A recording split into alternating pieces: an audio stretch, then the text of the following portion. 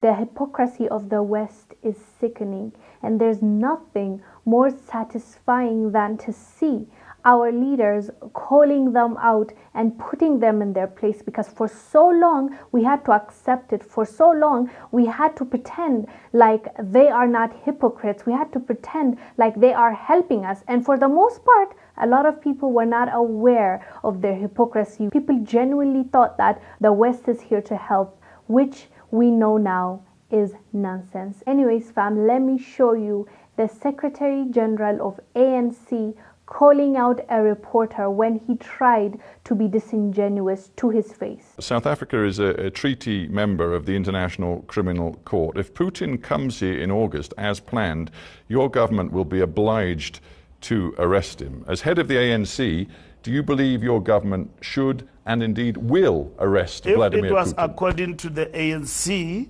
we will want President Putin to be here even tomorrow. You would? To come to our country. But you would welcome Vladimir Putin here right now? Of course we will welcome. A man who is being investigated for war crimes by the International Criminal Court. We will welcome him to come here as part and parcel of BRICS, but we know that we are constrained by the ICC in terms of doing that. Putin is a head of state. Do you think that a head of state can just be arrested anywhere? How many crimes have your country committed in Iraq? How many crimes have everyone else who's so vocal today committed in Iraq and Afghanistan? Have you arrested them? You know the impact that this stand of yours... You're making a lot of noise about putting in state of working for peace between Ukraine and Russia, and you failed to resolve the war. Where are the weapons of mass destruction? Tony Blair went to Iraq and claimed that there are weapons of mass destruction. Did you see anybody standing against that in the United Kingdom and Britain? More than millions of people have died in Iraq and Afghanistan, and there are no weapons of mass destruction. We know what the war is about. Mr. Secretary General, between Russia and Ukraine. We want peace. That's what is important, so that the world can thrive. And organs and institutions of the world that institute world peace must not be conspicuous by their silence in deciding decisively. We don't have much time left. I want to bring it back to domestic South African politics before we end. They think they're slick by using their mainstream media.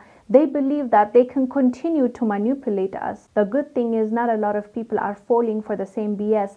People are starting to understand what is really going on. The West uses their mainstream media to manipulate and to misinform the masses, and then they will turn around and act like saviors. But now it has to stop, because people understand, thanks to social media, people understand, and people are able to connect A and B and C and understand that no, they're not our saviors.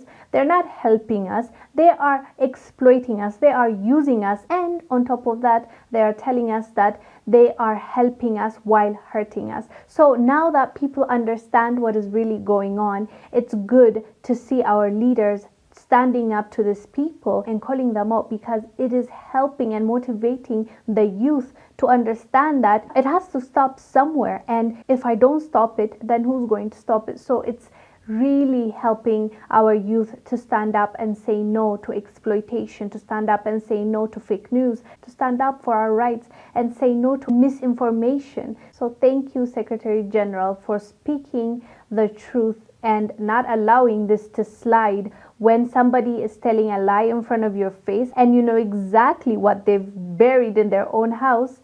It's just laughable at this point, but we're glad to see him calling out hypocrisy. Anyways, fam, let us know down below what your thoughts are about this. I am Wongel Zelalem. I'll see you on the next one.